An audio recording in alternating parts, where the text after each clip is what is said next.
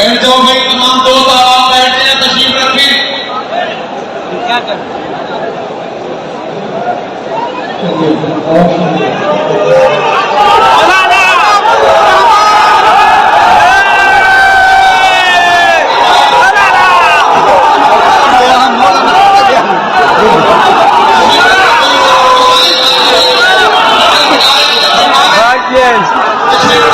परवेज भाई भाग गया आपने था।